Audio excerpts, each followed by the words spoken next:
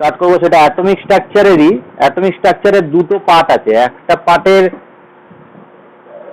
আলোচনা কিন্তু আমরা করে নিয়েছি। সেটা কি? সেটা হচ্ছে যে অ্যাটম, সেই পরমাণুতে যতগুলো কণা থাকে, যেমন ইলেকট্রন, প্রোটন, নিউট্রন, সেই ইলেকট্রন, প্রোটন, নিউট্রন সম্পর্কে, শুধু ইলেকট্রন সম্পর্কে আমরা আলোচনা করেছি যে কতগুলো ইলেকট্রন কোথায় থাকে, কিভাবে থাকে, হ্যাঁ, অবস্থান কোথায়, কোয়ান্টাম নাম্বার, এইগুলো নিয়ে আলোচনা করেছি।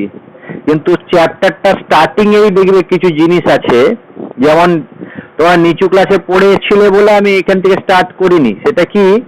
যে পরমাণুর গঠনে যে যে কণাগুলো আছে সেই কণাগুলোর আবিষ্কার, ডিসকাভারি। যেমন তোমরা নিচু ক্লাসেই পড়েছো ডাল্টনের মতবাদ, সবাই পড়েছি আমরা। ডাল্টন একটা মতবাদ দিয়েছিল, জন ডাল্টন 1808 খ্রিস্টাব্দে। কি দিয়েছিল? যে পরমাণু হচ্ছে কোনো মৌলের বা কোনো পদার্থের ক্ষুদ্রতম একটা কণা। সেই ক্ষুদ্রতম কণাটা ওই মৌলের সমস্ত ধর্ম বহন করে, তাই তো? এটাই তো আমরা জেনেছিলাম। আর এই যে অ্যাটম কথাটা এসছে, ATOM, এই কথাটা এসছে একটা গ্রিক শব্দ, সেটাকে বলা হয় অ্যাটমস। অ্যাটমস থেকে এসছে। অ্যাটমস এর মিনিংটা হচ্ছে অবিভাজ্য, ইনডিভিজিবল।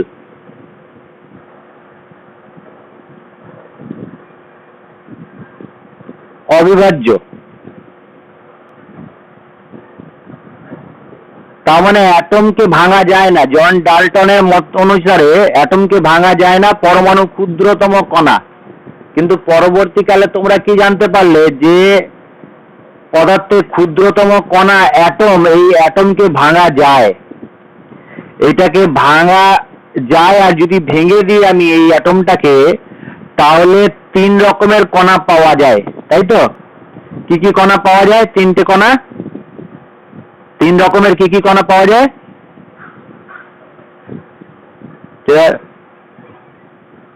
হ্যাঁ, প্রোটন, ইলেকট্রন, নিউট্রন। এইটা আমরা জানি যে অ্যাটমকে ভাঙলে প্রোটন, ইলেকট্রন, নিউট্রন। কিন্তু 3 রকমের কণা পাওয়া যায়। একটাকে বলা হয় স্থায়ী কণা, স্টেবল, স্টেবল পার্টিকেল পাওয়া যায়, স্থায়ী। আচ্ছা, কিছু অস্থায়ী কণা পাওয়া যায়।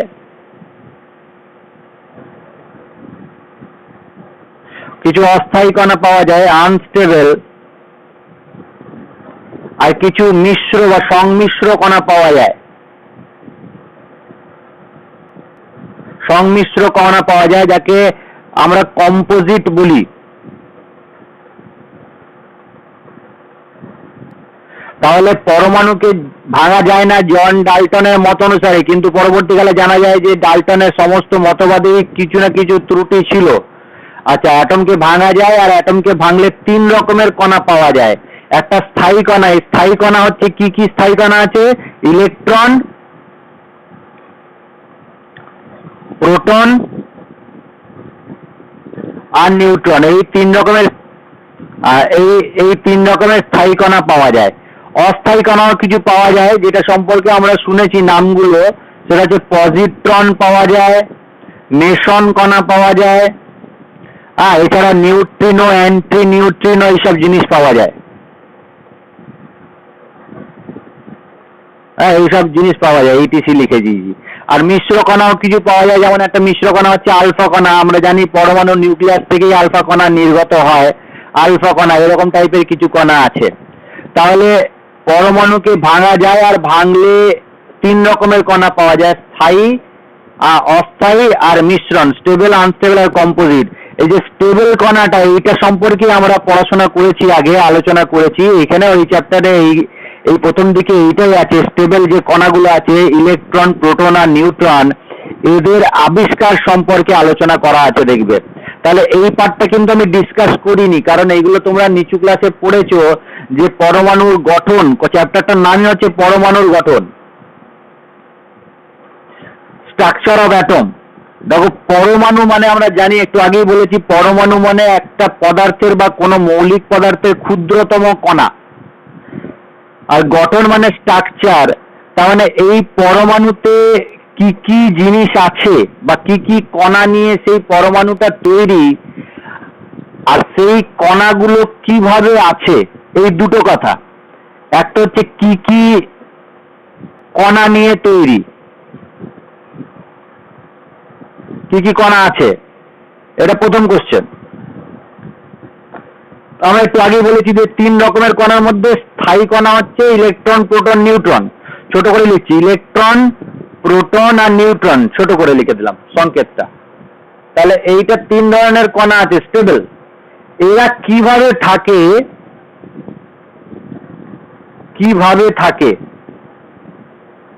বা কিভাবে আছে, এইটাকে বলতে গেলে আমাদেরকে কিছু মডেল জানতে হবে। কিছু পরমাণুর মডেল আছে, অর্থাৎ আমি যদি একটা ঘরের গঠনাকৃতি বলি বা একটা ঘরের স্ট্রাকচার বলি, তাহলে দেখো ঘরটা কি কি জিনিস দিয়ে তৈরি, একটা বাড়ি কি কি জিনিস দিয়ে তৈরি, আর সেই জিনিসগুলো কোথায় কোথায় কি কি আছে, কিভাবে স্ট্রাকচারটা তৈরি আছে, সেটাই আমরা মেন বলবো পরমাণুর গঠন। তাহলে পরমাণুর গঠন জানতে গেলে প্রথমে যে কণাগুলো আছে সেই কণাগুলো সম্পর্কে আমরা জানতে হবে আমাদেরকে, আর সেই কণাগুলো কিভাবে পরমাণুর মধ্যে থাকে সেইটা জানতে হবে, যেটাকে বলছি মডেল, পরমাণুর মডেল। তাহলে প্রথম পার্টে কিন্তু দেখবে অ্যাটমিক স্ট্রাকচারের প্রথম পার্টে এই জিনিসগুলো আলোচনা আছে। আচ্ছা, আর একটা জিনিস বলে দিই যে এই জিনিসগুলো অতটা ইম্পর্টেন্ট নয়। কার জন্য? পরীক্ষার জন্য, জানার জন্য ইম্পর্টেন্ট, কিন্তু পরীক্ষার, ফাইনাল পরীক্ষার জন্য বা যে কোনো পরীক্ষার জন্য এখান থেকে কোশ্চেন কম আসে। শুধু একবার পড়ে নেওয়া দরকার আছে, রিডিং পড়ে নিতে পারো বা কিছু কিছু জিনিস মুখস্থ রাখতে পারো। আমি বলবো যে তোমাদের বই থেকে রিডিং পড়ে নেবে কোন জায়গাগুলো আর কোনগুলো মুখস্থ রাখতে হবে সেগুলো একটু বলে দেবো আমি। তাহলে আমি প্রথমেই আলোচনা করব ইলেকট্রন নিয়ে আলোচনা করব। কারণ দেখো, ইলেকট্রনকে বলা হয় রসায়ন জগতের চাবিকাঠি, কি অফ কেমিস্ট্রি বলতে পারি, কি অফ কেমিস্ট্রি।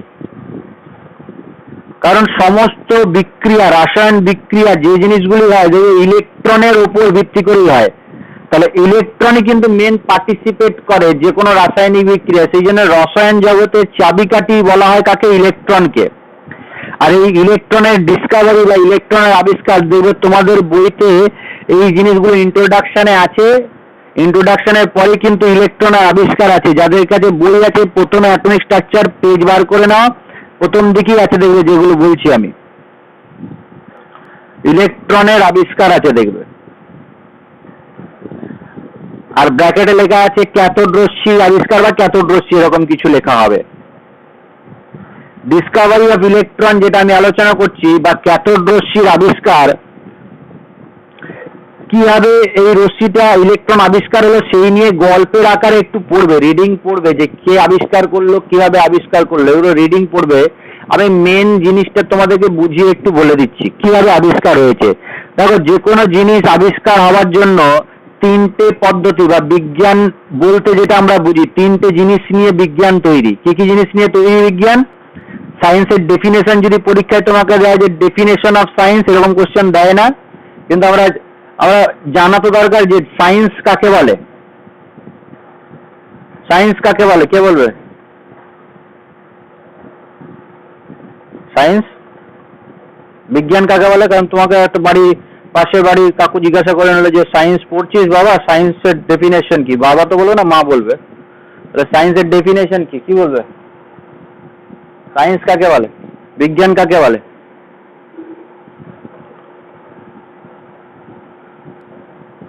তাহলে আর্টসের ডেফিনেশন দিয়ে দাও।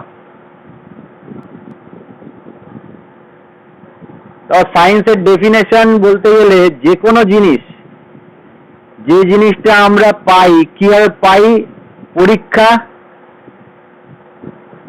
এক্সপেরিমেন্ট, পর্যবেক্ষণ, অবজারভেশন, এই দুটো জিনিস থেকে আমরা একটা সিদ্ধান্তে পৌঁছাই, ইনফারেন্সে পৌঁছাই। তাহলে পরীক্ষা পর্যবেক্ষণের মাধ্যমে যে জিনিসটা আমরা সিদ্ধান্ত করি সেই জিনিসগুলোকে সায়েন্স বলে। অর্থাৎ যে কোনো জিনিস যেটাই আমরা পরীক্ষা পর্যবেক্ষণের মাধ্যমে পাবো আর একটা সিদ্ধান্তে পৌঁছাবো সেটাকেই কিন্তু সায়েন্স বলে। তাহলে ডিসকাভারি যদি আমি কোনো কিছুর করি তাহলে একটা পরীক্ষা হবে, সেই পরীক্ষা থেকে কিছু অবজারভেশন পাবো, কখনো ফেলিয়ার পাবো, কখনো সাকসেস পাবো। তাহলে ফেলিয়ার থেকেও কিছু সিদ্ধান্ত আমরা আসি, আবার সাকসেস থেকেও কিছু সিদ্ধান্তে আমরা এসে পৌঁছাই। তাহলে এই পরীক্ষার পর্যবেক্ষণ খুব গুরুত্বপূর্ণ। তাহলে যে কোনো জিনিস আবিষ্কার হয়েছে পৃথিবীতে, তার পেছনে কিন্তু অনেকগুলো পরীক্ষা আছে, মনে রাখবে। অনেকগুলো এক্সপেরিমেন্ট আছে, আবার অনেকগুলো ফেলিয়ারও আছে, আর অনেকগুলো সাকসেসও আছে। তাহলে আজকে যে ইলেকট্রনটা আমরা আবিষ্কার করেছি, কিন্তু এত সহজে আবিষ্কার হয়নি ইলেকট্রনটা। অনেক কিছু করতে হয়েছে, তার জন্য অনেক পরীক্ষা নিরীক্ষা পর্যবেক্ষণ দিয়ে পেরিয়ে আমাদেরকে আজকে ইলেকট্রনের কাছে পৌঁছাতে হয়েছে। এরকম অনেক এক্সপেরিমেন্ট হয়ে যাবার পর একজন সায়েন্টিস্ট, বিজ্ঞানী, নাম হচ্ছে উইলিয়াম ক্রুক্স, বইতে দেওয়া আছে উইলিয়াম ক্রুক্স বলে একজনের নাম। সেই উইলিয়াম ক্রুক্স একটা পরীক্ষা করবে। কত সালে কিছু কিছু বইতে দেওয়া আছে 1878 খ্রিস্টাব্দে, অনেক বইতে আলাদা রকম আছে। ইতিহাসের মতো এই খ্রিস্টাব্দে মনে রাখার প্রয়োজন নেই। তাহলে উইলিয়াম ক্রুক্স বলে একজন সায়েন্টিস্ট একটা পরীক্ষা করলেন।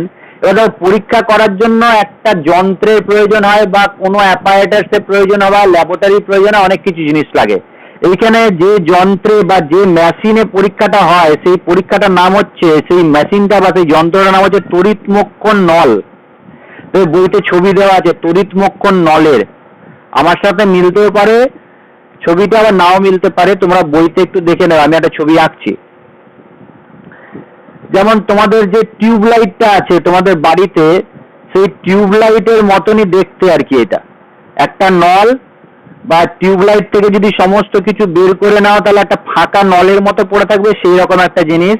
আর এখানে একটা ভ্যাকিউম পাম্প আছে, বায়ু নিষ্কাশন পাম্প আছে। সেখান থেকে কি করব, আমি সমস্ত বায়ু, ভেতরে যে নলের ভেতরে যে বায়ু আছে, সেই বায়ুটাকে যতটা পারবো ম্যাক্সিমাম সেই পাম্পের সাহায্যে বের করে নেব।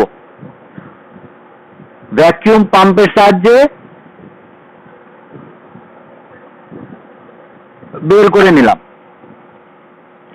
আচ্ছা, এইখানে দুটো পাত থাকবে, একটা থাকবে ক্যাথোড পাত, আর একটা থাকবে অ্যানোড পাত। দুটো পাত থাকবে এই নলের মধ্যে, এই তড়িৎমক্ষণ নলের মধ্যে দুটো পাত থাকবে, একটা ক্যাথোড, বাঁ দিকে আমি ক্যাথোডটা দিচ্ছি, আর ডান দিকে দিচ্ছি অ্যানোড। এই দুটো পাত।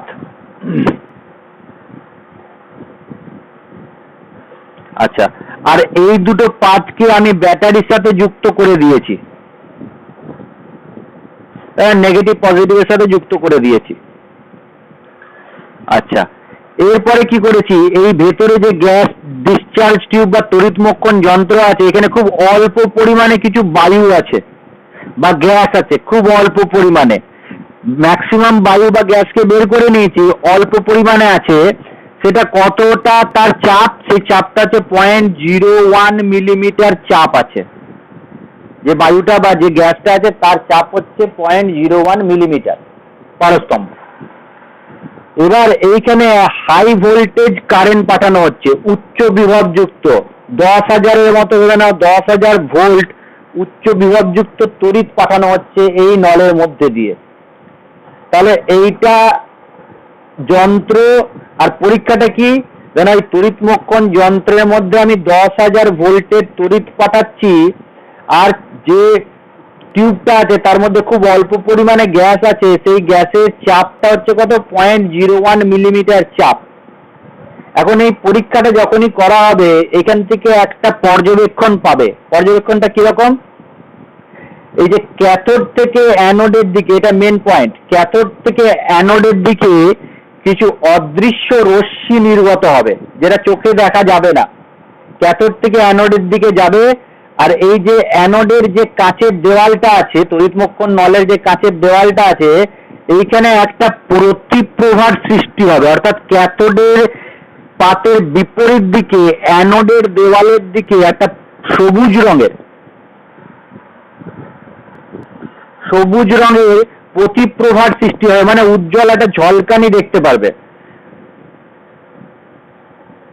প্রতিপ্রভা। তাহলে এইটা হয়ে গেল কিন্তু তোমার পরীক্ষা, যে পরীক্ষাটা ক্লাস 9-10-এ তোমাদের মনে হয় আছে, আমার যতটা মনে হয় এই পরীক্ষাটা আছে। তাহলে এইটা গেল পরীক্ষার পর্যবেক্ষণটা কি? পর্যবেক্ষণটা হচ্ছে একটা সবুজ রঙের প্রতিপ্রভা বা সবুজ রঙের একটা লাইটের মতো কিছু ছটা দেখতে পাচ্ছ এইখানে ক্যাথোডের বিপরীত দিকে অ্যানোডের দেওয়ালে। এবার যখনই এই ক্যাথোডের বিপরীত দিকে অ্যানোডের দেওয়ালে এই রশ্মিটা পাওয়া গেল, উইলিয়াম ক্রুক্স কিন্তু এরপরে আর ওই এক্সপেরিমেন্টটাকে চালায়নি, বা হয়তো চালিয়েছে কিন্তু সেখান থেকে কোনো সিদ্ধান্তে সে পৌঁছাতে পারেনি। একজন আর সায়েন্টিস্ট এলো, তার সাহায্য নিতে হয়েছে। সেই সায়েন্টিস্টের নাম হচ্ছে জে জে থমসন বা টমসন বলতে পারো, জে জে টমসন বা জে জে থমসন। এই জে জে থমসন বা টমসন যাই বলো না কেন, এ কিন্তু ক্যাথোড রশ্মিটাকে নিয়ে এই যে এখান থেকে যে রশ্মি নির্গত হয়েছে এর নামটা বলে দিই, এর নামটা হয়েছে ক্যাথোড রশ্মি। যেহেতু ক্যাথোড থেকে বেরোচ্ছে তাই নাম দেওয়া হয়েছে ক্যাথোড রে। সেই ক্যাথোড রশ্মিটাকে নিয়ে কে পরীক্ষা নিরীক্ষা করলো? J J Thomson. সেখান থেকে অনেকগুলো সে সিদ্ধান্তে পৌঁছেছিল বা অনেকগুলো বৈশিষ্ট্য বলেছিল ক্যাথোড রশ্মি। এই বইতে দেখবে 1 2 3 4 5 করে এরকম দেওয়া আছে ক্যাথোড রশ্মির বৈশিষ্ট্য। একটু বই থেকে পড়বে এটা, আমি মেন বৈশিষ্ট্যগুলো বলে দিচ্ছি, বা ক্যাথোড রশ্মির প্রকৃতি বই থেকে একটু পড়বে। আচ্ছা, কি কি প্রকৃতি আছে ক্যাথোড রশ্মি? অর্থাৎ ক্যাথোড থেকে যে রশ্মিটা নির্গত হচ্ছে সেটা তো প্রথম বলেছিলাম যে অদৃশ্য একটি রশ্মি। আচ্ছা, খুব দ্রুত গতি থেকে ক্যাথোড থেকে নির্গত হয়, খুব দ্রুত গতিতে, আর লম্বভাবে নির্গত হয়। দ্রুত গতিতে লম্বভাবে নির্গত হয় ক্যাথোড থেকে অ্যানোডের দিকে। আচ্ছা, আর কি আছে? এই রশ্মির পথে অনেক পয়েন্ট আছে, বলছি কি অনেকগুলো আছে, কিন্তু আমি মেন পয়েন্টগুলো বলছি। এই রশ্মি যে নির্গত হচ্ছে, এই রশ্মির গতিপথে তুমি যদি কোনো বস্তু রেখে দাও, না এখান থেকে রশ্মিটা নির্গত হচ্ছে, তাহলে তুমি যদি একটা এখানে অস্বচ্ছ বস্তু রেখে দাও এই রশ্মির গতিপথে, তাহলে এখানে একটা ছায়া দেখতে পারবে। ওই বস্তুটা একটা প্রতিচ্ছায়া দেখতে পারবে বা সৃষ্টি করে, প্রতিচ্ছায়া সৃষ্টি করে, প্রতিচ্ছবি সৃষ্টি করে। এই যে প্রতিচ্ছবি বা প্রতিচ্ছায়া সৃষ্টি করে, এখান থেকে একটা সিদ্ধান্তে পৌঁছানো যায়। সেই সিদ্ধান্তটা কি, কে আমাকে বলবে? যে কোনো রশ্মির গতিপথে কোনো বস্তু রেখে দিলে অস্বচ্ছ বস্তু যদি ছায়া সৃষ্টি করে, তাহলে কি সিদ্ধান্তে পৌঁছাই আমরা?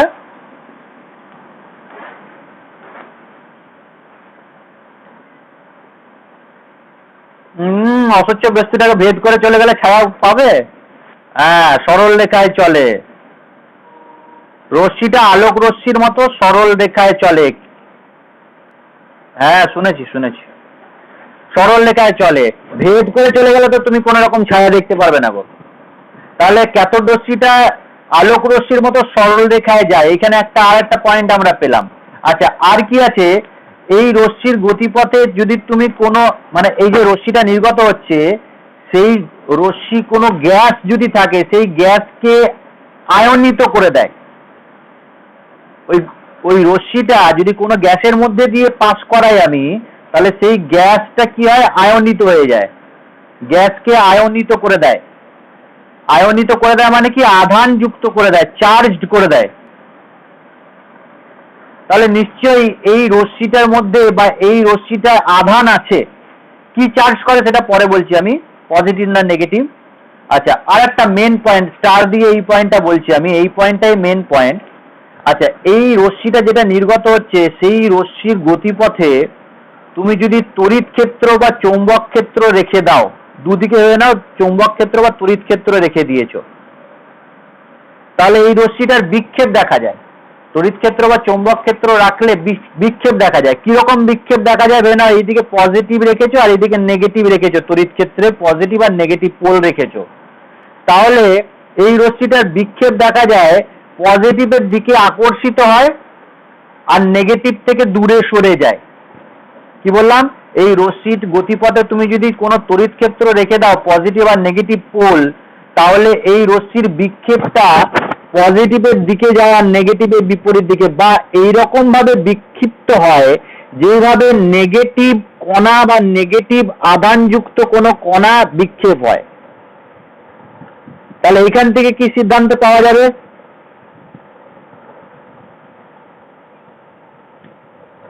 Very good. আধানযুক্ত, নেগেটিভ আধানযুক্ত কণা বা নেগেটিভলি চার্জ পার্টিকেল, ঠিক আছে, এটাই মেন পয়েন্ট। এখান থেকে বোঝা যায় যে এই রশ্মিটা কিন্তু অনেকগুলো ক্ষুদ্র ক্ষুদ্র কণা নিয়ে তৈরি। সেই ক্ষুদ্র ক্ষুদ্র কণাগুলো কিন্তু নেগেটিভলি চার্জড, সেই ক্ষুদ্র কণাগুলো নেগেটিভলি চার্জ। আর এই কণাটার নাম দেওয়া হয় ইলেকট্রন, কিন্তু তার আগে একটা নাম দেওয়া হয়েছিল, সেটা হচ্ছে নেগেট্রন বলে একটা নাম দেওয়া হয়েছিল। যে থমসন বলতে পারো এই কণাটার নাম বলেছিল নেগেট্রন। যেহেতু নেগেটিভলি চার্জ তাই নেগেট্রন বলে একটা কথা বলে, নেগেট্রন বলা হয়। পরবর্তীকালে আরেকজন সায়েন্টিস্ট, তার নামটা এখানে পাশে লিখছি আমি, স্টোনি বলে একজন সায়েন্টিস্ট, সেই স্টোনি কিন্তু নামকরণ করে এই কণার, তার নাম কি করে, ইলেকট্রন বলে নামকরণ করে। স্টোনি কিন্তু নামকরণটা করেন। পরীক্ষা কোশ্চেন করতে পারে, যদিও করে না, তবে এমসিকিউ বা কম্পিটিটিভ এক্সামে কোশ্চেন হতে পারে যে কে ইলেকট্রন এই কণার নামকরণ করে। হ্যাঁ, সেটা হচ্ছে স্টোনি বলে একজন সায়েন্টিস্ট। তাহলে এছাড়া আরো আছে, দেখবে যে লেখা আছে এই রশ্মির গতিপথে তুমি যদি ফটোগ্রাফি প্লেট রেখে দাও, তাহলে সেই ফটোগ্রাফি প্লেটের উপর একটা প্রতিক্রিয়া সৃষ্টি করে ফটোগ্রাফি প্লেটের উপরে। তাছাড়া যদি কোনো বস্তু রেখে দাও, তাহলে সেই বস্তুটাকে উত্তপ্ত বা উষ্ণ করে দেবে, গরম করে দেবে। আরো অনেক পয়েন্ট আছে, সেই পয়েন্টগুলো একটু রিডিং পড়বে বই থেকে। আমি মেন পয়েন্টগুলো আলোচনা করলাম। তাহলে এই সমস্ত পরীক্ষার পর্যবেক্ষণ থেকে আমরা এই সিদ্ধান্তে পৌঁছালাম যে ক্যাথোড রশ্মি আসলে কোনো রশ্মি নয়, অনেকগুলো ক্ষুদ্র ক্ষুদ্র কণার দ্বারা সৃষ্ট একটা রশ্মি, যেটা নেগেটিভলি চার্জ। আর এই ক্ষুদ্র কণার নাম কি দিলাম আমরা?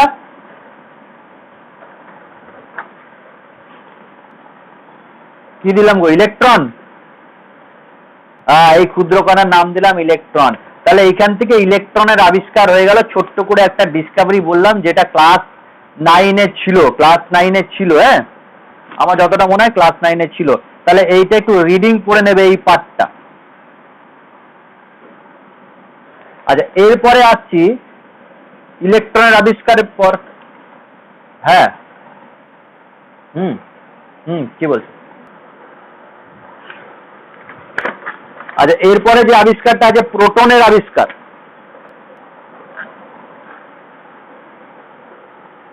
প্রোটনের আবিষ্কার যেটা, সেটা আর একজন সায়েন্টিস্ট মোটামুটি বইতে দেখবে, কিছু কিছু বইতে আছে 1886 খ্রিস্টাব্দে।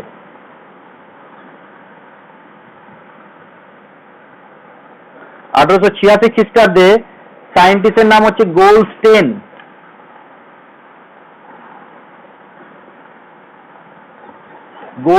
বলে একজন সায়েন্টিস্ট এই প্রোটন আবিষ্কারের দিকে আর কি মনোযোগ দেয়।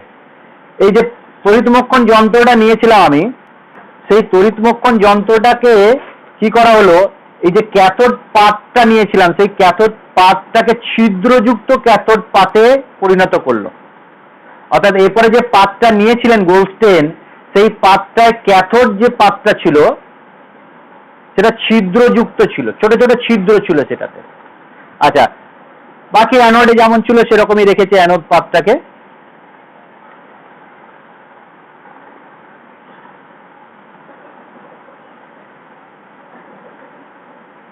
বাকি সব একই সিস্টেম, নিম্ন চাপে 10,000 ভোল্ট।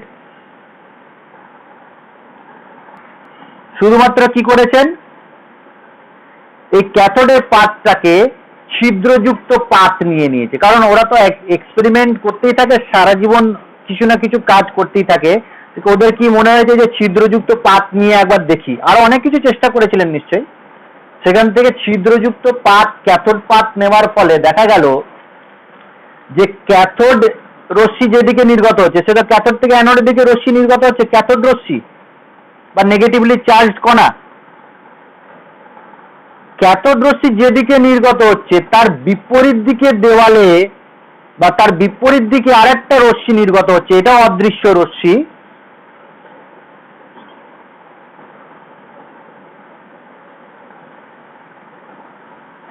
যেটার নাম দেওয়া হয় অ্যানোড রশ্মি। ক্যাথোড থেকে অ্যানোডের দিকে যে রশ্মি নির্গত হচ্ছে সেটা ক্যাথোড রশ্মি। আর কি ক্যাথোড পাতটাকে যদি ছিদ্রযুক্ত নিই তাহলে দেখা যায় যে এই ছিদ্রযুক্ত নেওয়ার ফলে ক্যাথোড রশ্মির বিপরীত দিকে একটা রশ্মি নির্গত হয়, সেটা অদৃশ্য রশ্মি, যেটা তোমার এই সবুজ কাঁচের উপর কাঁচের উপর সবুজ প্রতিপ্রভা সৃষ্টি করে, এটাও, যেটাকে নাম দেওয়া হয়েছে অ্যানোড রশ্মি বা ক্যানাল রশ্মিও নাম দেওয়া হয়। ক্যানাল রশ্মি, ক্যানাল মানে আমরা জানি ছোট ছোট ক্যানাল, মানে তো জানো তোমরা ক্যানাল কাকে বলা হয়, ক্যানাল রে বলা হয় তাকে। এবারে এই ক্যানাল রে যেটা নির্গত হচ্ছে বা অ্যানোড রশ্মি নির্গত হচ্ছে, সেটাকে নিয়ে আবার যে থমসন পরীক্ষা নিরীক্ষা করে, অর্থাৎ আবিষ্কার করছেন গোল্ডস্টেইন, কিন্তু সেই রশ্মিটাকে নিয়ে পরীক্ষা নিরীক্ষা কে করছেন? যে থমসন। যে থমসন আবার এই রশ্মিটাকে নিয়ে পরীক্ষা নিরীক্ষা করার পরে এখান থেকেও কিছু সিদ্ধান্তে বা কিছু প্রকৃতি সে বলে, ক্যাথোড রশ্মির মতো অ্যানোড রশ্মিরও কিছু প্রকৃতি বলে। দেখা যায় প্রায় সমস্ত ধর্মই ক্যাথোড রশ্মির মতনই, অ্যানোড রশ্মির ধর্মগুলো ক্যাথোড রশ্মির মতনই, কিছু বৈশিষ্ট্য শুধু আলাদা আলাদা আছে। যেমন এই রশ্মির গতিবেগ ক্যাথোড রশ্মির থেকে একটু বেশি বা অনেক বেশি বলতে পারো, এর রশ্মির গতিবেগ বেশি। আচ্ছা, এর আধান মানে আধানটা ক্যাথোড রশ্মির যে আধান তার বিপরীত আধান, মানে ক্যাথোড রশ্মির আধান নেগেটিভ, এটার বলো, হ্যাঁ বলো। হ্যাঁ হ্যাঁ শুনতে পাচ্ছ? গতিবেগটা বেশি আছে। ও গতিবেগ, আচ্ছা হ্যাঁ হ্যাঁ, কি লেখা আছে গতিবেগ? ঠিক ঠিক ঠিক, অনেক কম অনেক কম, ভরটা বেশি, ভরটা, হ্যাঁ ভরবেগটা বেশি। না ঠিকই বলেছো, ক্যাথোড রশ্মির থেকে অ্যানোড রশ্মির বেগটা কম কিন্তু ভরবেগটা বেশি, ভরবেগটা বেশি, অর্থাৎ বলতে পারি ভরটা বেশি। ভরটা বেশি বলে এর গুণফলটা বেশি হচ্ছে। ক্যাথোড রশ্মির তুলনায় অ্যানোড রশ্মির গতিবেগ কম কিন্তু ভরবেগ বেশি। আর কি এর আধানটা ক্যাথোড রশ্মির আধানের বিপরীত, মানে পজিটিভ আধান যুক্ত। আর এই যে পজিটিভ আধান যুক্ত, এই সিদ্ধান্তে কেন পৌঁছালাম বা কিভাবে পৌঁছানো গেল? এই রশ্মির গতিপথে তুমি যদি তড়িৎ ক্ষেত্র বা চৌম্বক ক্ষেত্র রেখে দাও, তাহলে এর বিক্ষেপটা কিরকম দেখা যায়? এর বিক্ষেপটা নেগেটিভ পোলের দিকে, বা যেভাবে ধনাত্মক আধান যুক্ত পজিটিভলি চার্জড পার্টিকেল বিক্ষেপ দেখায়, সেই রকম বিক্ষেপ দেখায়। যেমন ইলেকট্রনের বিক্ষেপটা, বা আমি বলতে পারি ক্যাথোড রশ্মির বিক্ষেপটা কিরকম ছিল, যেভাবে নেগেটিভলি চার্জ পার্টিকেল বিক্ষেপ দেখায় সেইভাবে। আর এইখানে অ্যানোড রশ্মির বিক্ষেপটা কিরকম দেখা যাচ্ছে, যেভাবে একটা ধনাত্মক কণা বা ধনাত্মক আধানযুক্ত কণা বিক্ষেপ দেখা যায়, সেই রকম বিক্ষেপ দেখা যাচ্ছে। তাহলে এইখান থেকে আমরা একটা সিদ্ধান্ত নিতে পারি যে এটা পজিটিভলি চার্জ। ঠিক আছে, এছাড়া আরো অনেক বৈশিষ্ট্য দেওয়া আছে, বইতে দেখবে। আচ্ছা, আর একটা ব্যাপার, এইখানে যে গ্যাসটা নেবে বা যে ধরনের গ্যাস নেবে, সেই গ্যাসের প্রকৃতির ওপর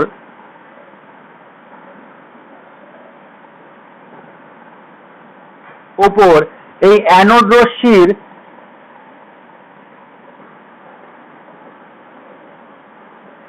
আধান বাই ভর এর অনুপাতটা নির্ভর করে।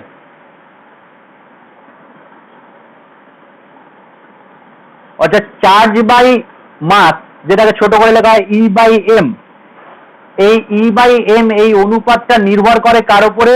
তুমি যে প্রকৃতির গ্যাস নিচ্ছ বা যে গ্যাসটা নিচ্ছ সেই গ্যাসের প্রকৃতির উপর নির্ভর করে চার্জ বাই মাসের রেশিওটা। আচ্ছা, এই চার্জ বাই মাসের রেশিওটা সবচেয়ে বেশি হয় যদি তুমি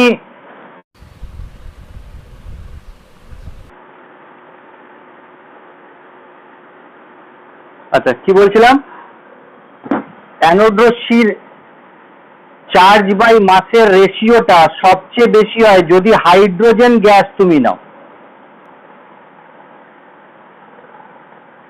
হাইড্রোজেন গ্যাস নাও, বাকি কিন্তু এই মাস চার্জ বাই মাসের রেশিওটা ডিপেন্ড করে গ্যাসের প্রকৃতির উপর নির্ভর করে। হাইড্রোজেন গ্যাস নিলে সবচেয়ে বেশি হয়। আর এইখানে যে কণাটার আধান পাওয়া যায় সেটা পজিটিভ কণা আধান পাওয়া যায়। ধরা হয় যে একটা সাধারণ হাইড্রোজেনের যা ভর, প্রোটনের ভর প্রায় সেই ভরের সাথে সমান হয়। ঠিক আছে, এটা পরবর্তীকালে আমরা জানি যে সাধারণ হাইড্রোজেনে কোনো নিউট্রন থাকে না, শুধুমাত্র প্রোটন থাকে, তাই এর ভরটা সর্বোচ্চ হয়ে যায়। বাকিগুলোর ক্ষেত্রে মাস দেখবে বেশি হয়, কারণ সেখানে নিউট্রনও থাকে, তাই ই বাই মাস বা চার্জ বাই মাসের রেশিওটা তোমার কম হয়।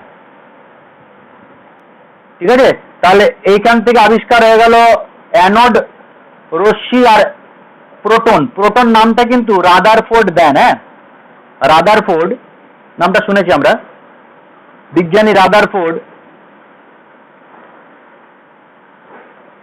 এই কণার নাম দেয় প্রোটন।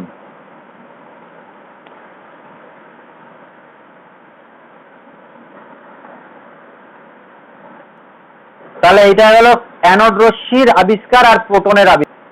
ইলেকট্রন আর প্রোটনের আবিষ্কার, এখান থেকে মুখস্থ কি কি রাখতে হবে। তোমাদের ছায়া প্রকাশনী বইতে দেখবে একটা ছক করে দেওয়া আছে, সেখানে ইলেকট্রন, প্রোটন আর নিউট্রন, এছাড়া আরো অনেক কণা আছে, কিন্তু তোমরা মেন ইলেকট্রন, প্রোটন আর নিউট্রনের ওই যে ছকটা আছে সেই ছকটা ভালো করে পড়বে। কি কি পড়বে? এর আধানটা পড়বে, আধান দাগ দিয়ে রাখো, আধানটা পড়বে।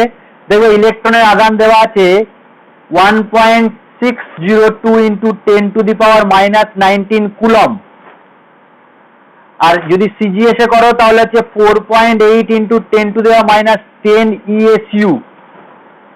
সিজিএস এসআই দুটোই করে নেবে। আর এটা নেগেটিভ চার্জ, তাই মাইনাসটা আগে আছে, কিন্তু মানটা এটা, এই মানটা মুখস্থ রাখতে হবে তোমাকে। প্রোটনেরও এই একই আধান, শুধু পজিটিভ চার্জ, এটা নেগেটিভলি চার্জ, সেম পরিমাণটা সেম। আর নিউট্রনের কোনো আধান নেই, আমরা জানি নিউট্রন জিরো, নিউট্রন। আচ্ছা, আর কি জানবে এখান থেকে? ইলেকট্রনের ভরটা মুখস্থ রাখবে, ভর। কোশ্চেন থাকে, সেই কোশ্চেনে কিন্তু ভরটা বলে দেয় না, অনেক নিউমেরিক্যাল প্রবলেম আছে, ইলেকট্রনের ভর বলে দেবে না। তুমি ইলেকট্রনের ভরটা অবশ্যই মুখস্থ রাখবে। এছাড়া প্রোটন আর নিউট্রনের ভর মুখস্থ রাখতে পারো, সেগুলো জয়েন্ট এন্ট্রান্সে কাজে লাগে। তবে ইলেকট্রনের ভরটা অবশ্যই মুখস্থ রাখতে হবে 9.108 × 10⁻28 গ্রাম বা -31 কেজি। আর এটা 9.108 বা 9.11ও লিখতে পারো, 9.11 × 10⁻28 বা 10⁻31 কেজি। ভরটা মুখস্থ রাখবে।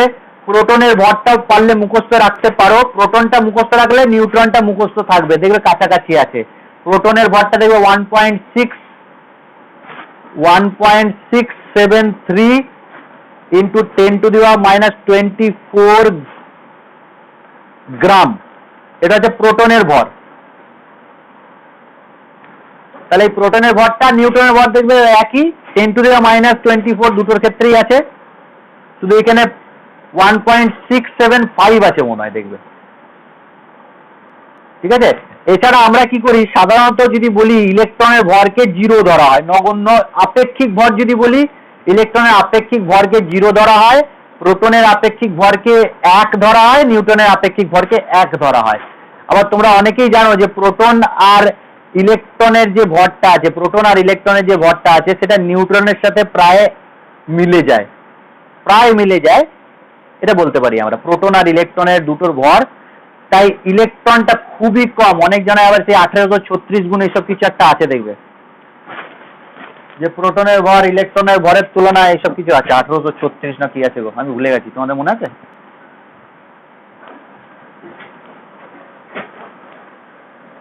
তাহলে এইখান পর্যন্ত তোমাদের যদি কোনো কোশ্চেন থাকে আমাকে, হ্যাঁ বলো। হ্যাঁ বলো। হ্যাঁ, আমি শুনছি, তুমি বলো।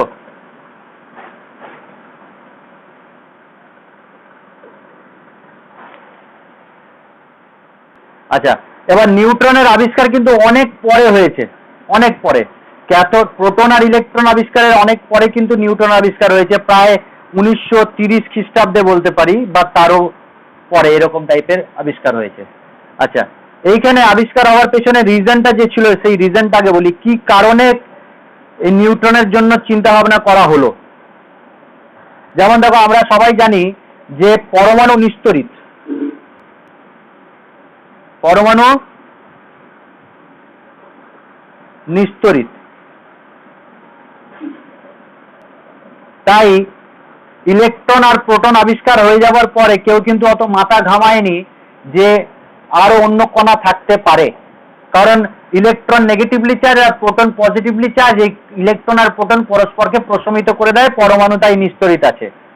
কিন্তু পরবর্তীকালে দেখা যায় যে একটা পরমাণু বা একটা মৌলের যে ভর, সে মৌলের ভর নিশ্চয়ই তাহলে যতগুলো ইলেকট্রন আর যতগুলো প্রোটন থাকে তাদের যোগফল হবে, ইলেকট্রন আর প্রোটনের ভরের যোগফল হবে, তাই তো, একটা মৌলের ভর।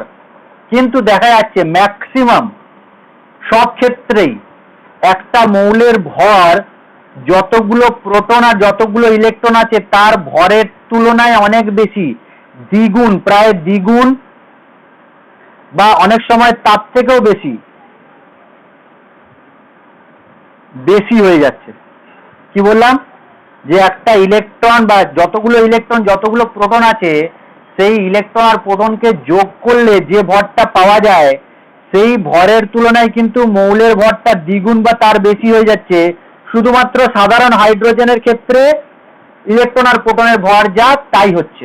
এই জায়গাটা খুব ইম্পর্টেন্ট পয়েন্ট, যে সাধারণ হাইড্রোজেন ছাড়া বাকি যতগুলো আমি মৌল নিচ্ছি, সেই মৌলগুলোর ক্ষেত্রে প্রোটনের আর ইলেকট্রনের সমস্ত ভর যোগ করলেও মৌলের ভর কিন্তু একটু বেশি হয়ে যাচ্ছে, বা দ্বিগুণ হয়ে যাচ্ছে, বা তার থেকেও বেশি হয়ে যাচ্ছে। আচ্ছা, এছাড়া অনেক আইসোটোপ আছে, সেই আইসোটোপের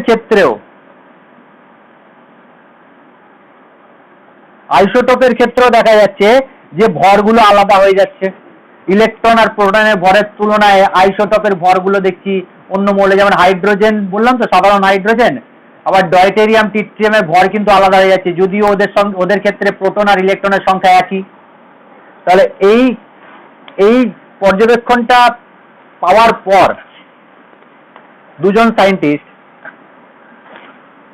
নাম হচ্ছে বেকার অ্যান্ড বুথ অ্যান্ড বেকার,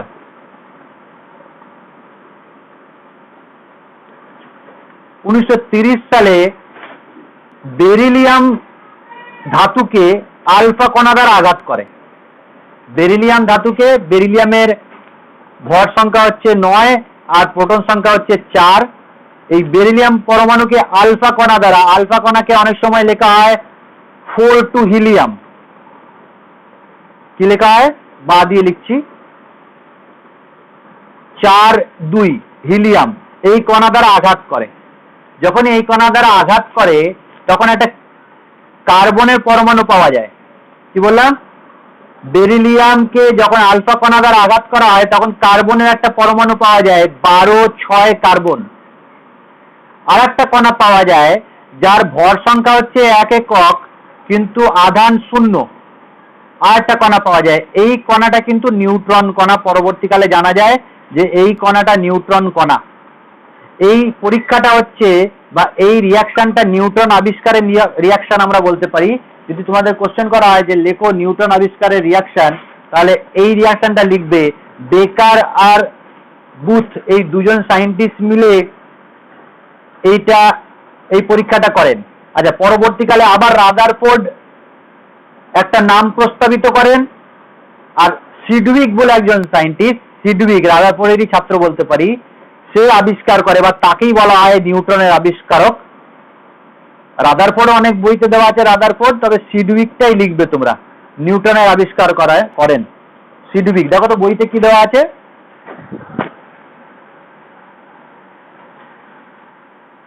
হ্যাঁ, জে স্যাডউইক।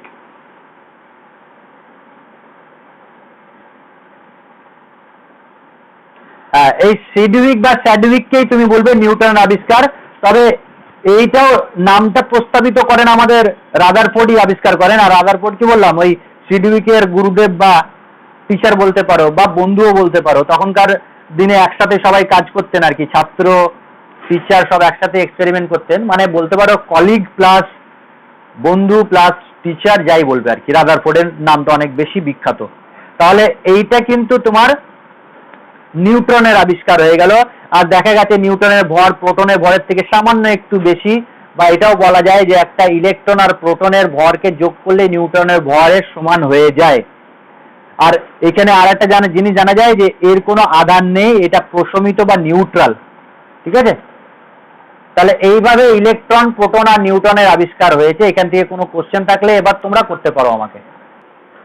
ছোট ছোট জিনিস যেটা মাধ্যমিক লেভেলে পড়েছে সেগুলো একটু বলবো। যেমন প্রথমেই আছে পরমাণু ক্রমাঙ্ক কাকে বলে, এটা আমরা জানি, যদিও পড়ানো হয়ে গেছে। শুধু টপিকগুলো একটু বলে দিচ্ছি, শুনে শুনে রাখো আর একটু পড়ে নেবে, রিডিং পড়ে নেবে। অ্যাটমিক নাম্বার বলা হয় বা পরমাণু ক্রমাঙ্ক বলা হয়।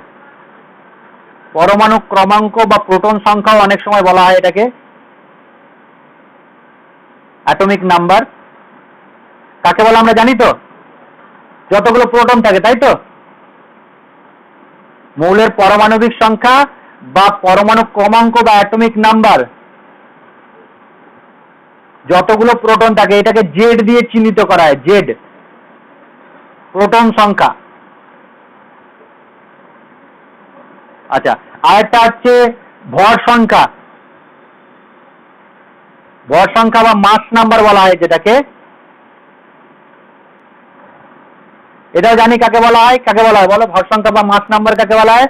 একে ক্যাপিটাল এ দিয়ে চিহ্নিত করা হয়। এইটা সমান কি? প্রোটন সংখ্যা প্লাস নিউট্রন সংখ্যা। হ্যাঁ, ক্যাপিটাল এন দিয়ে বললাম নিউট্রন সংখ্যা, প্রোটন সংখ্যা প্লাস নিউট্রন সংখ্যা। আচ্ছা ঠিক আছে, এরপর হচ্ছে আইসোটোপ। আইসোটোপ কাকে বলে এটাও আমরা জানি, আইসোটোপ, টিওপি। আচ্ছা, এই যে আইসো, এই আইসো কথাটার মানে জানি তো, একই বা সম, সমান বা সম বলতে পারি, একই বা সম। আর টোপ এই কথাটা এসছে প্লেস থেকে, পিএলএসি, প্লেস বা স্থান থেকে। এটাকে সমস্থানিকও বলা হয়, জানি তো, আইসোটোপকে সমস্থানিক বলা হয়। সমস্থানিক বলতে কোথায় সমস্থানিক? পিরিয়ডিক টেবিলে।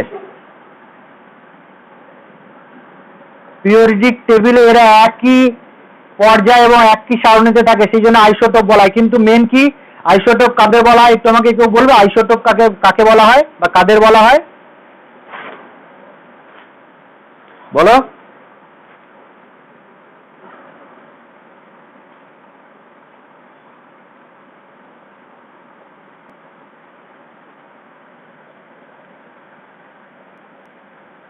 নিউটন সংখ্যা না বলে ভর সংখ্যা বলবো আলাদা। যেমন এক্সাম্পল দিচ্ছি, দেখো, ইউরেনিয়াম 92 আর 235, 235। আর একটা লিখছি ইউরেনিয়াম 92 আর 238। তাহলে দুটোর ক্ষেত্রেই দেখো প্রোটন সংখ্যা একই, কিন্তু ভর সংখ্যা আলাদা। তাহলে এটা আইসোটোপ। এছাড়া আরো আছে, হাইড্রোজেনের 3টে আইসোটোপ পাওয়া যায়, 11, 21, 31। প্রোটিয়াম, ডয়টেরিয়াম আর টিট্রিয়াম এরকম পাওয়া যায়, যাদের ক্ষেত্রে প্রোটন সংখ্যা একই, ভর সংখ্যা আলাদা সবারই ক্ষেত্রে। আচ্ছা, এরপর আসছে আইসোবার। আইসোবার কেউ ঝট করে বলে দাও।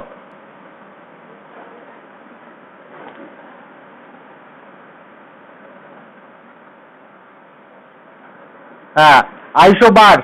এই যে আইসো মানে আবার দেখো সমান বা সম, আর এই বার,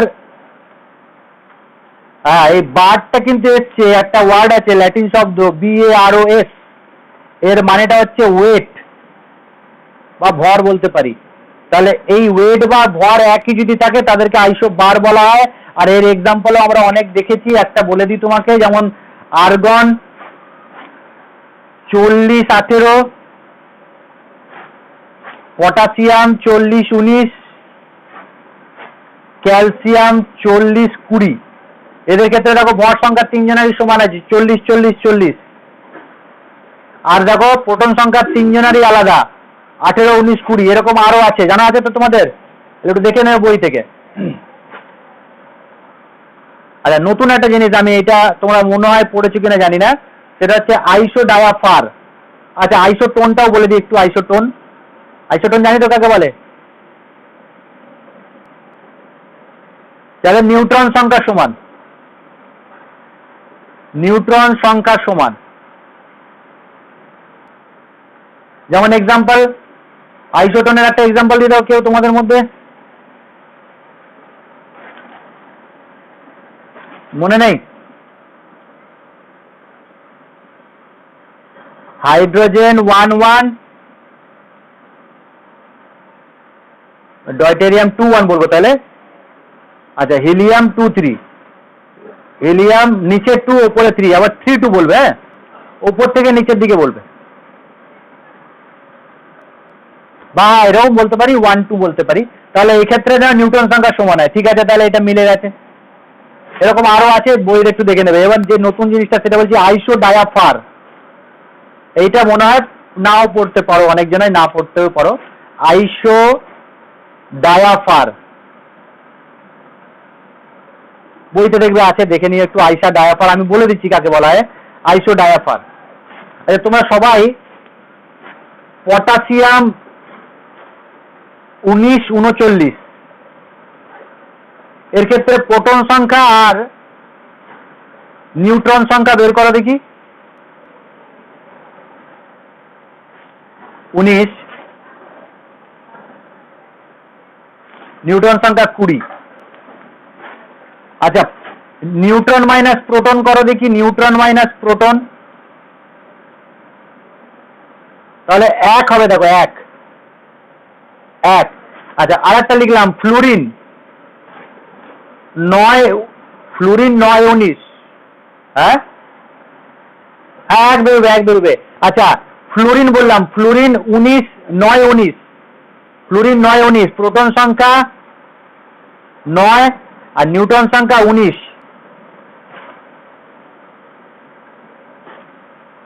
আর 19 বলছি, নিউট্রন সংখ্যা কত? 10।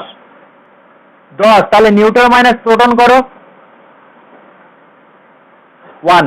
তাহলে এই ধরনের মৌল বা এই ধরনের পদার্থ, হ্যাঁ এই ধরনের পদার্থ, ঠিক আছে ঠিক আছে, এই ধরনের পদার্থ যাদের ক্ষেত্রে নিউট্রন মাইনাস প্রোটনের মান একই হয়, নিউট্রন মাইনাস প্রোটনের মান যদি সমান হয়ে যায়, তাদেরকে বলা হয় পরস্পরের আইসোডায়াফার।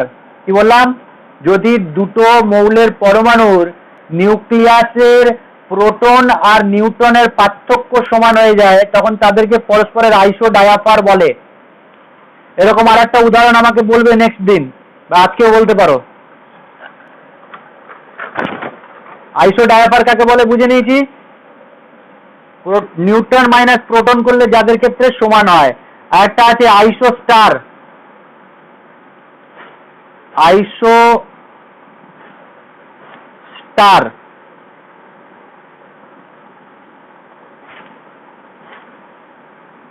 আইসো স্টার কাকে বলে শুনে নাও। তার আগে বলো, নাইট্রোজেন অণু N2 আর কার্বন মনোক্সাইড, নাইট্রোজেন N2 আর কার্বন মনোক্সাইড, এখানে কতগুলো পরমাণু আছে? নাইট্রোজেন অণুতে কটা পরমাণু আছে? 1 + 1 2। আচ্ছা, এই তাহলে এই দুটোর নাইট্রোজেন পরমাণুর মোট ইলেকট্রন সংখ্যা কত?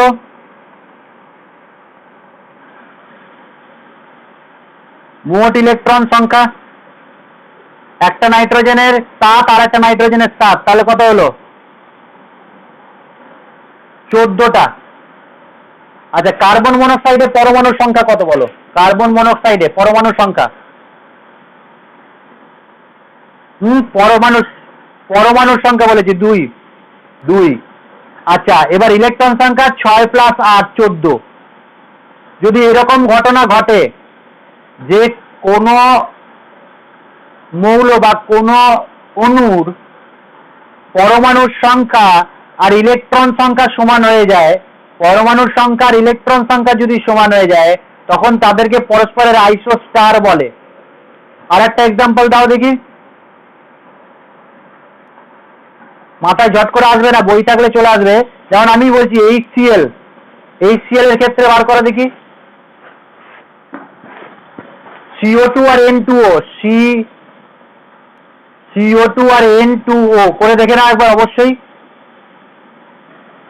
HCl আর F2 এটাও করে দেখবে, HCl আর F2, CO2 আর N2 টা করে দেখো, N2O, পরমাণুর সংখ্যা হচ্ছে 3 আর ইলেকট্রন সংখ্যা হচ্ছে 6 প্লাস 8।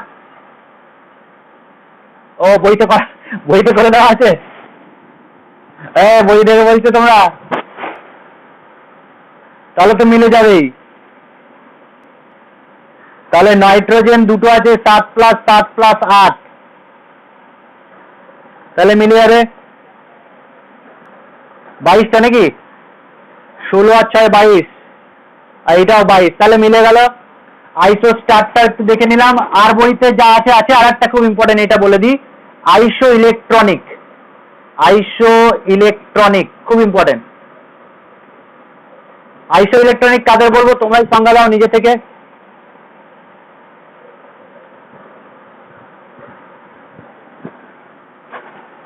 আইসো ইলেকট্রনিক, হ্যাঁ, যাদের ইলেকট্রন সংখ্যা সমান, অর্থাৎ যে অণু বা আয়নের ইলেকট্রন সংখ্যা সমান, ইলেকট্রন সংখ্যা সমান। যেমন একটা এক্সাম্পল দিচ্ছি দেখো, সোডিয়াম প্লাস, সোডিয়াম প্লাসে কটা ইলেকট্রন আছে কেউ বলো দেখি? 10টা। আচ্ছা, এর সাথে আমি লিখেছি ম্যাগনেসিয়াম 2 প্লাস, তাহলে কি হবে ইলেকট্রন সংখ্যা? 10টি। একটা অ্যানায়নের উদাহরণ দাও দেখি এদের সাথে আইসো ইলেকট্রনিক, একটা অ্যানায়নের উদাহরণ দিয়ে দাও দেখি আইসো electronic. F minus, very good, F minus হয়ে যাবে আইসো electronic. Are very good, O2 minus, বই দেখে দেবো বলছে না তো? তাহলে এইগুলোকে বলছি আইসো ইলেকট্রনিক পরস্পরে। তাহলে magnesium 2 plus, sodium plus, fluorine minus আর অক্সিজেন 2 মাইনাস, এরা সব আইসো ইলেকট্রনিক। তাহলে এদেরকে আইসো ইলেকট্রনিক বলা হয়। তাহলে একটু পড়ে নেবে বই থেকে, হ্যাঁ, কাদের বলা হয়। মুখস্থ রাখার দরকার নেই, আইসো ইলেকট্রনিকটা একটু মুখস্থ রাখবে, কারণ আইসো ইলেকট্রনিকটাই তোমার ক্লাস 12 এর ক্ষেত্রে, ক্লাস 11 এর ক্ষেত্রে ইম্পর্টেন্ট, বাকিগুলো কিন্তু অতটা ইম্পর্টেন্ট নয়।